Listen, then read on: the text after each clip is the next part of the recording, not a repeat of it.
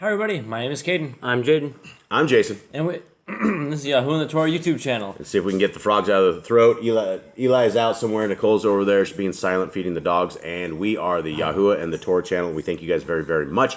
This is the laws, statutes, and commands of Messiah Yahushua, as we are going through Matthew, Mark, Luke, and John, and we are documenting all of the new commandments that we did not know that are outside of the Torah, and they're not actually outside of the Torah. I don't want anyone to get anything wrong when I'm saying that. For those who are in Torah keeping, we know that Deuteronomy 4:2 says that there should not be anything added to or taken away from the Torah, and that is very important to us. And so Messiah Yahushua is who, Jaden? He is the son of the Creator Yahuwah. And what's he do? Where'd he come from? He is the son of the Creator. He came down to be a sacrifice for us so we can have forgiveness from breaking the Torah. Why does everyone call him Jesus? Because they've been tricked and deceived their whole lives thinking there's letter J's in Hebrew. And what is the point of Messiah Yahushua coming down, Cade? He was a sacrifice for us. He was to forgiveness of sins because they weren't following the law anymore, and we needed true forgiveness of sins so that we had a repentance because there was no true forgiveness of sins without Yahushua. Yeah, and that was actually Jade. So I looked up, and Cade was actually gone. So that's what my head was down, and I guess I'm the only one left. We are the two amigos. Now we got three. What is the entire point of the Torah? Anyone? It is obedience. It is love. It is to obey what Yahuwah said. That is the point of the Torah. And what is the Torah? The Torah is the first 5 books of the Bible, the commandments we were given, the things we were told to keep. Yeah, absolutely. And we are supposed to keep them, and we're supposed to bind them up on our hearts, minds, and souls, and put them on frontlets as our forehead, and we should do everything possible that we can do to keep the law, statutes, and commands. And a lot of people resent that. A lot of people hate that. They just don't like that. So today is the 7th month on our Creator's calendar. It is the 3rd day of Sukkot. It is the 17th day of the month, and it is the 5th day of our week. That was a lot to get in there. And so we are here, and Eli has made it here. Did you get the cows over? Yep. That's good. Okay, so that is the day 3 of Sukkot. What does that mean, Eli? What does Sukkot mean? It's one of the feast times that we go under a booth. We're supposed to go out of our houses, and we are supposed to dwell in a temporary dwelling for 7 days. Yep, and so we are on day 3 of that. So hopefully you guys have remained in your booths. Hopefully you guys have had a wonderful night out in your tents. For us, with 10 pit bulls, this is one of these commandments that it would end up getting us completely killed. And for the rest of the world, I don't see any other reason why you could never, ever, I suppose if you couldn't get off your schedule or something of the sort, we should get off our schedule. We should be scheduling this so we could possibly do this stuff. But this is about nighttime. This is about temporarily dwelling in booths. And at the end of the Sukkot, on day 19, so it's actually on Shabbat. Is that the last day of Sukkot? No. Okay. But a high Shabbat, we're going into a Shabbat in 2 days, and then we have another high Shabbat on the 22nd. And so from sunset on the 21st to the 22nd, that is what we call a high Shabbat. And it's a feast day. There's no servile work. And so you basically, if you can get the day off, that's where you want to get the day off. All right, gentlemen, how you guys doing? Good. Good. Everything good? Yep. No issues? Nope. Are you honest? Yeah. All right, here we go. Okay, Matthew 13 is where we are at today, and I had some stuff from Brother Glenn, but I don't have that prepared, so I will not go into this, but let us continue in. Yesterday we found one new commandment. We haven't found any commandments for the last little bit other than that one. What's that? What'd you say? Told the dogs to stop. Oh, I thought Nicole was like giving me some inside information or something of the sort. She was over there like, but I guess she was talking to the dogs, and so I guess other dogs, not me. They were grumbly. Grumbly dogs, as always. Yep, they're hungry. They haven't been fed today, so hopefully they can get fed now. Okay, Matthew 13. The same day went Yahushua out of the house and sat by the seaside, and great multitudes were gathered together unto him, so that he went into a ship and sat, and the whole multitude stood on the shore. And he spoke many things unto them in parables, saying, Behold, a sower went forth to sow. And when he sowed, some seeds fell by the wayside, and the fowls came and devoured them up. Some fell upon stony places, where they had not much earth, and forthwith they sprung up, because they had no deepness of earth. And when the sun was up, they were scorched, and because they had no root, they withered away. And some fell among the thorns. Fell among thorns, and the thorns sprung up and choked them. But other fell to the good ground and brought forth fruit, some 100-fold, some 60-fold, some 30-fold. Who has ears to hear, let him hear. Okay, what is exactly, before he goes and explains this to us, but before that, what do you guys get out of this? These are the people that hear the good news. And? Some of them make it, some of them don't. Some of them get taken away by different things. Yeah, taken away to different things. Like what? What takes people away? Fear. They don't have faith, so they get choked up. They get among the weeds. They get among the evil people, and it chokes them up. Well, that is the problem with going to church on Sunday, is because that's called programming. If you define what a cult is, essentially it's a belief in something outside of what the belief should be. It's kind of an oddity, and you just believe it. It's almost like a blind faith doing it, but it's not really blind faith, because the Christians have been programmed over and over and over all their entire lives from children on exactly how to be good Christians. And when you tell them the truth, they get very offended. They get very upset. And this is a lot of the story. We run into these people. Now we are also on Rumble. We're on BitChute. We're on Odyssey. And we have 3 different YouTube channels. And the people get very angry when you tell them the truth. And this is a lot of what the truth is. It falls into the ground. Some people, like, we have very limited success with breaking people out of the cult of Christianity. Very limited. Most people do not want to hear it, and it is only when Yah opens people's ears and opens their eyes that they are able to see. And so this is the story. This is a parable of exactly what happens now. Okay? 10. And the Talmudian came and said unto him, Why speak you unto them in parables? He answered and said unto them, Because it is given unto you to know the mysteries of the kingdom of heaven, but to them it is not given. Okay, what are the mysteries of the kingdom of heaven? What is he talking about here? Probably the wisdom to understand the things he speaks, probably the wisdom to understand what is not understood by most people. I think the mysteries of the kingdom of heaven he's talking about is himself. I think he's talking about that this Talmudian they understand who he is, that he is the Messiah, that he is the Son of the Most High, Yah. And that is what I believe are the mysteries. Anyone else have this? What possibly could be the mysteries? I think it could be like the good news and the Torah and stuff like that. Like, they don't understand the kind of stuff. So I would have to say, when we were back in Christianity as us as a family, I think the Torah was a mystery. I think the word of Yah was a mystery unto us, because we did not actually read scriptures. And so it was a mystery. And so if you're unschooled or unlearned or too lazy to actually learn, you will become part of a mystery, and you got to solve that mystery, and that's where we got to get to. 12. For whosoever has, to him shall it be given, and he shall have more abundance. But whoever has not, from him shall be taken away even that he has. Therefore I speak them in parables, because they see not, and hearing they hear not, neither do they understand. Okay, so that he just explained why he had to speak to the people in parables. And so break that down, anyone?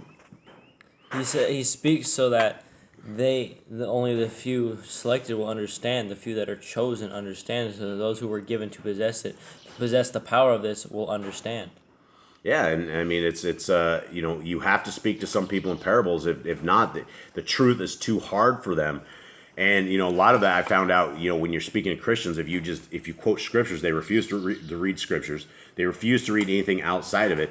So it's like you almost have to speak to them in a parable of some kind, and ask them questions that will break them out of the cult of their programming. Okay, and did I do that? Yep. 14. And in them is fulfilled the prophecy of Yeshayahu, which says, By hearing ye shall hear, and shall not understand, and seeing ye shall see, and shall not perceive. For this people's heart is waxed gross, and their ears are dull of hearing, and their eyes they have closed, lest at any time they should see with their eyes, and hear with their ears, and should understand with their heart, and should turn back, and I should heal them. So, who's Yeshayahu? Isaiah. Isaiah. And so this is, it seems like Messiah Yahushua quotes a tremendous amount of Isaiah. He quotes a lot of Proverbs, and a lot of Psalms as well. 16. But blessed are your eyes, for they see, and your ears, for they hear. For amen, I say unto you, that many prophets and righteous men have desired to see those things which ye see, and have not seen them, and to hear those things which ye hear, and have not heard them. What does that mean? Just sounds so cryptic. I mean, who is the prophets? Who are the righteous men that want to see? They want to see Yahushua. They want to see a savior, but they weren't around to see it. I mean, what example do we have that in the life of Messiah Yahushua where a king desired to see him? We have Herodias when he wanted to kill Yahushua. Yeah, and so he was desiring to see him, but not for the right reasons. But there's that's those kings that want to see him, and everybody wants to find out where prophecy is going to lie. Everybody wants to get on to the next step, and this is an amazing stuff. 18. Hear therefore the parable of the sower. When anyone hears the word of the kingdom and understands it not, then comes the wicked one and catches away that which was sown in his heart. This is he which received seed by the wayside. So clearly right there, it says that Hasatan is able to work inside of people's heart, and that they are able to basically take everything that we have, and you can work people over, and you can spend time and time and time, but the first time they ever go back to their 501c3 church and sit in that comfortable environment, their programming kicks right back in, and they will cast away everything good. 20. But he that received the seed into stony places, the same is he that hears the word, and immediately with joy receives it. Yet has he not root in himself, but endures for a while? For when tribulation or persecution arises because the word, by and by he is offended. He also that receives seed among the thorns is he that hears the word, and the care of this world and the deceitfulness of riches choke the word, and he becomes unfruitful. But he that received seed into the ground, into the good ground, is he that hears the word and understands it, which also bears fruit and brings forth some 100, some 60, and some 30. What does that say, guys? What is this saying on this last verse right here? That there is some good soil. There are people out there that are willing to receive the word, and it is fruitful. Their belief is fruitful. Their works they do is a fruitful thing. What does it mean, bring forth 100-fold, 60, or 30? It means they've planted some seeds and they ended up blessed for it. Wow. Yeah. That's exactly what that is. All right. So, Jaden, what we're talking about right here is we're talking about fruit, bringing forth fruit, right? You're a farmer. How does this work? I mean, you got to plant a seed first, and then after time, it'll grow up and give you something. So how many pieces of corn seed does an individual piece of corn, like an individual corn, produce? You guys remember what I told you guys the other day? I think 4 or 5. 800. 800 800. One piece of corn that you can get 800 pieces of corn seed off of that. Are you sure that's correct? That is what it said on the internet. That must be true. It's on the internet. That's what it said, and I don't know if that is true, but I think on a big healthy piece of corn, that is what you would have. So how does a human being bring forth the fruit, Caden? He would go spread the word. He would go tell the good news. He would go explain the Torah, and it would go to the next person, right? The next person would tell the next person, the next person, the next person, and that one person, because they told that one single person, spread on his fruit, and the fruit spread to the rest of people. Yeah, and that is what we are called to do. We are called to teach. We are called to reach. We are called to never give up, and we are I guess we're the kings of looking like idiots across the internet, social media. BitChute, we get annihilated in. Pretty much every platform we are in, people laugh at us and they scorn us. They're like, ha ha ha. And that's the cool thing about our Creator is He put the people in place that are I don't know if I am scarred up. I'm so scarred up that none of this makes any difference to me. I don't care what these people say. They sit and they laugh and they scoff, and I used to get really angry, and I used to block everyone immediately, and I not block everybody, but like just get real angry, and then it would end up people getting blocked because they just wouldn't listen. And now anymore, all I do is I reach out there, I toss the seeds out there, and I do the very best I can not to get offended. And for the most part, my wife gets far more offended than I do. on a lot of these things, and so does the family. Everyone gets like real browbeat when the trolls and the evil people come around. But that is our job, is to get beaten for the word of Yah and get beaten for Yahushua, because they've already done the work. They've done the fine work for us, and so it is very important that we do good things and that we are reaching out to the people all around us. Okay, 24. Another parable put he forth unto them, saying, the kingdom of Elohim is likened unto a man which sowed good seed in this field. But while men slept, his enemy came and sowed tares among the wheat, and went his way. But when the blade was sprung up and brought forth fruit, then appeared the tares also. Okay, what is this talking about, guys? You are farmers. We know what is a tare. A tare is a little piece of weeds. Weeds, yeah. There's It's a weeds. little piece of grass or something that doesn't bear fruit. It's something that's just annoying. Something, yeah, something that doesn't bear fruit. And to Yah's world, everything, I think, even weeds bear their own fruit. Not things that we can eat, but they will definitely spring forth, and they will take over everything that you have. And so what are they talking about right here, right on this whole thing, Cade? He's talking about people that are believers and people that are not believers, people that are planting evil seeds, people that are mixing in with these people that are playing people, and it's people that are trying to get others to fall astray.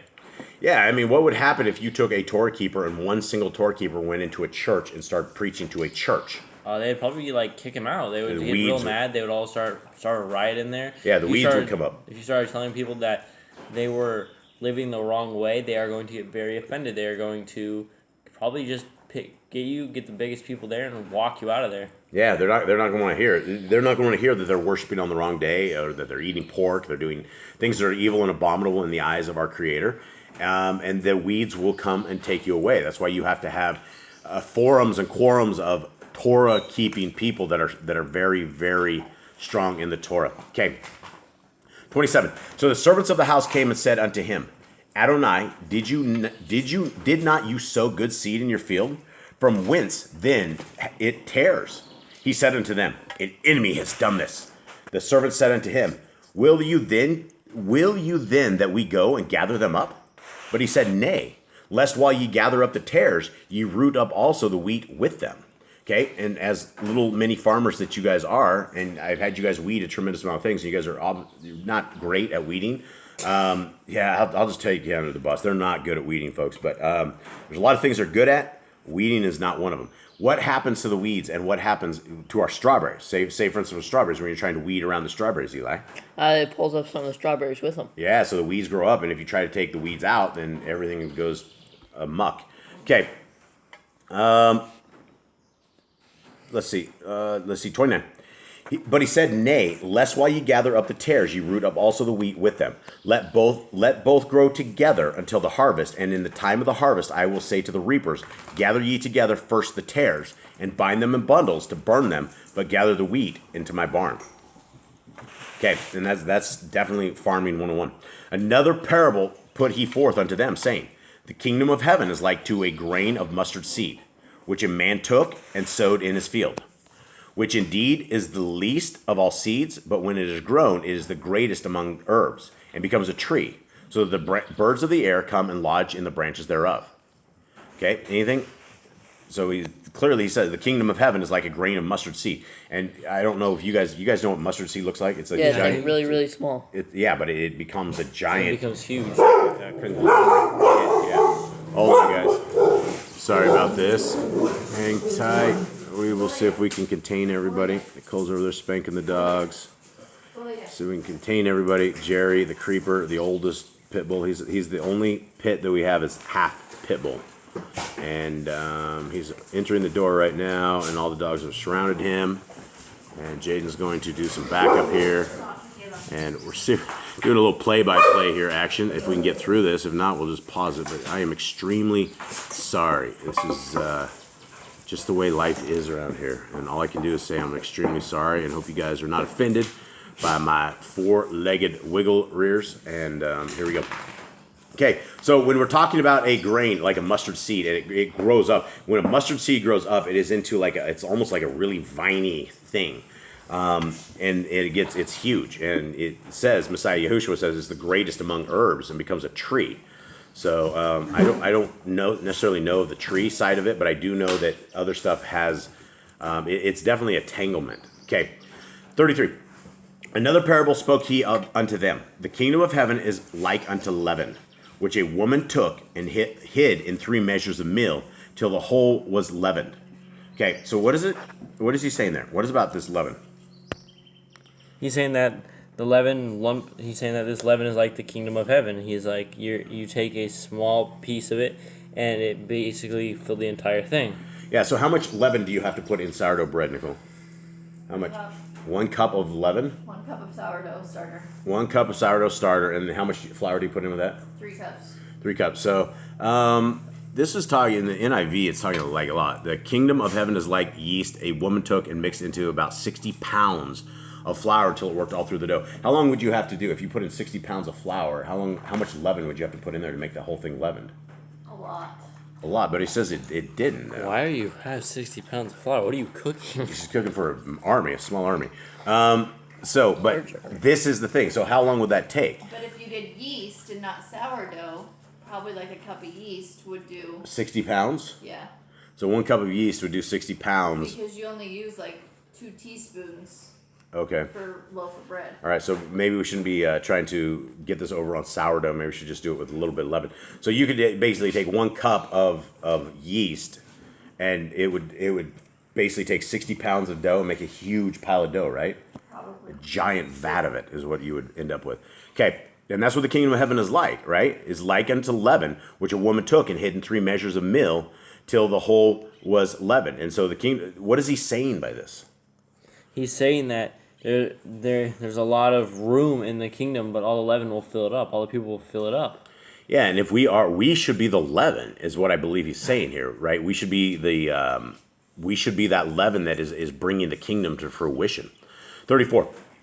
All these things spoke Yahushua unto the multitude of parables, and without a parable spoke he not unto them, that it might be fulfilled which was spoken by the prophet, saying, I will open my mouth in parables. I will utter things which have kept secret from the foundation of the world.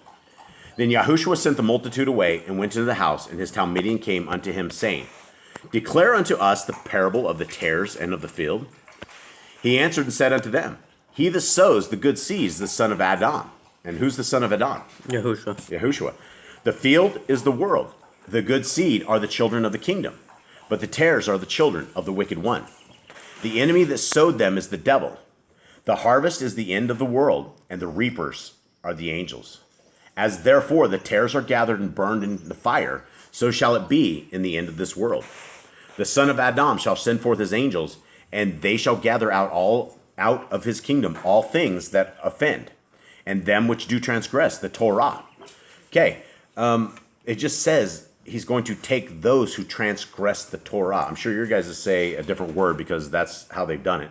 But what do you guys say? Transgress what? Where are we at? Wow, let's make sure we're not paying attention, everyone. Sorry. We're at 41, son. Sorry. The Ben of Adam shall send out his messengers, and they shall gather out his rain and stumbling and blocks those doing lawlessness. Lawlessness. Okay. Jay, were you mixed up? You didn't know where we're at either? Right. No. Okay, I got KJV says iniquity. 50% of the people here that are gone. Okay, they're here, but they're gone. Okay, so we shall try to get through this. And shall cast them into a furnace of fire. There shall be wailing and gnashing of teeth. So the son of Adam, Messiah Yahushua, says he's going to send his angels that are going to be the reapers, and they're going to take out everybody who offends and everybody that transgresses the Torah. And he shall cast them into a furnace of fire. There shall be wailing and gnashing of teeth.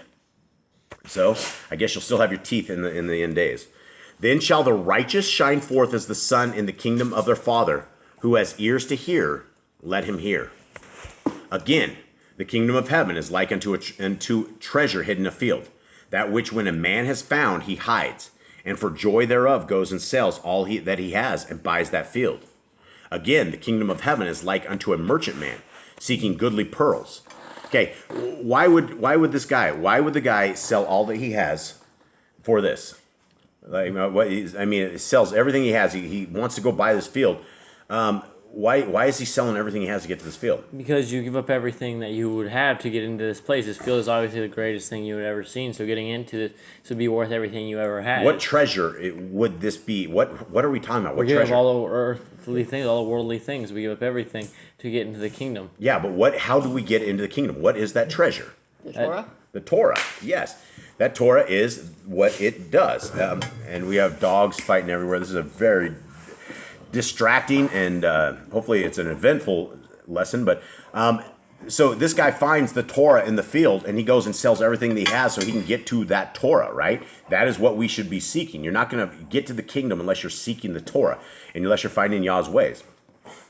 Again, the kingdom of heaven is like unto a merchant man seeking goodly pearls, who when he had found one pearl of great price, went and sold all that he had and bought it.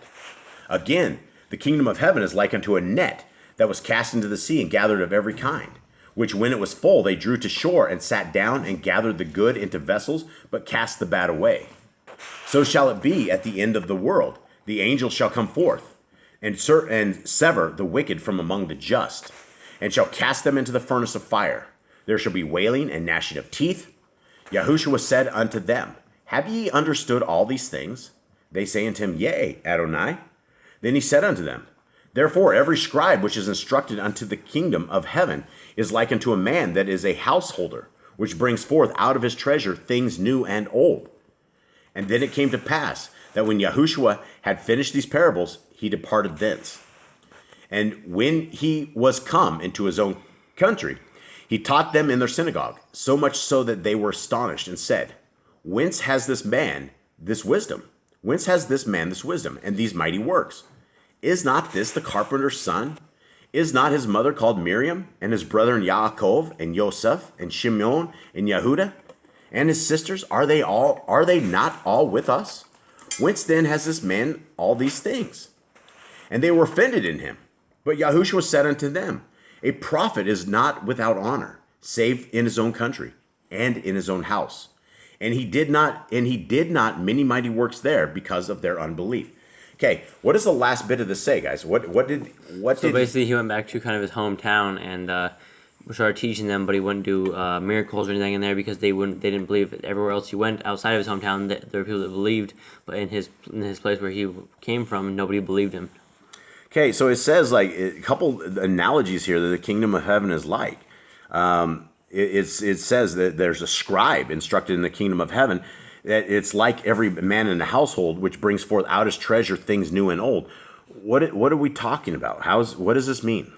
What is he trying to get point across? Well, he's to saying every person that's taught in the reign of Shemaim, which would be the Torah, he should be bringing things new and old. He should be bringing new things to the people. He should be teaching them these things. He should be teaching the things that they have never heard before from the Torah, because they had never heard things like that from the Torah. Yeah, they've never heard things like this in the Torah. And so there's a lot of things in here about the kingdom of heaven, about how it is to us and about what it's going to look like. And it's going to be hard to get into the kingdom of heaven. It's not as easy as everybody thinks it is. There's not a hold your hand up and once saved, always saved. That is a doctrine of devils. It's a doctrine of demons. And it takes work, and it's things that we need to work on every single day, every last moment of the day. We need to be checking ourselves. We need to be circumcising our heart. We need to be doing the right things in the eyes of our Creator in everything that we are doing. All right, gentlemen, do you have anything else? Nope, tonight is Youth for Yah. We will be live tonight at around, I think, 6:30 our time. Yep, and it's, what time is it in India? 6:30? No, that's the different one? All right, never mind. I have no idea what time it is in India anyway. So thank you very much, guys, very much. Hope you guys are good. Much love. We'll hopefully see you guys tonight live. And to our family out there, we love you guys very, very much. Thanks for sitting through this. And we're super sorry about the dogs. They always are dogs, doing what dogs do. Okay. All right. Shalom. Shalom.